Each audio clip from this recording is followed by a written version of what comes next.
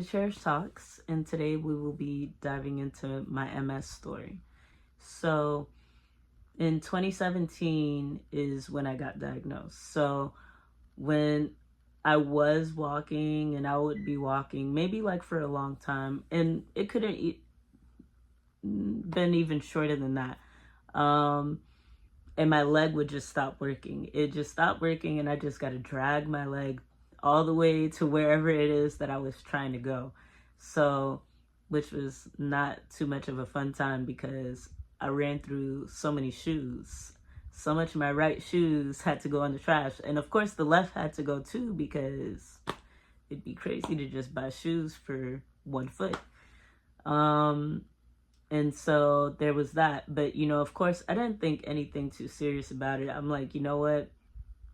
My body is just getting old, and this is part of getting older.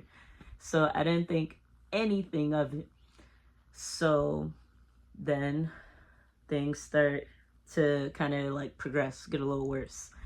So then there was times where let's say I could be working or even going to carnival and stuff like that. Like, I would be out, and next thing you know, I can't even stand up for a long time. So now I'm losing balance. I'm like, what is this? Like, why am I losing balance?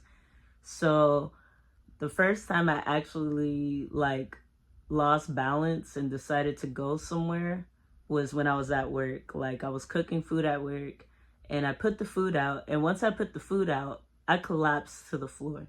So, of course, at my job, they're like, oh, no, da, da, da. And I said, don't worry about it. I'll just sit on the floor and I'll scan the foods, which was crazy of me. But, yeah, and so they called the ambulance for me, and they took me to the hospital. Of course, they're thinking I'm young.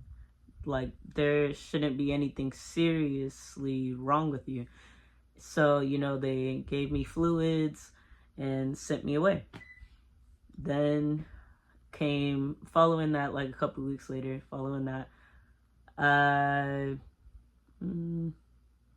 was at home, and I was asleep. I woke up in the morning to go use the bathroom, and I had no balance at all. Like, I couldn't even stand. I collapsed to the floor. I was laying on the floor, couldn't stand, couldn't do anything for myself in that moment in time. So my family had to call the ambulance. I had to go to the hospital. I went to the hospital. They gave me fluids. They ran whatever test there was on me, and they still couldn't figure anything out. And we're going to pause here. I'll leave you guys on this cliffhanger. And so there will be more to the story next week.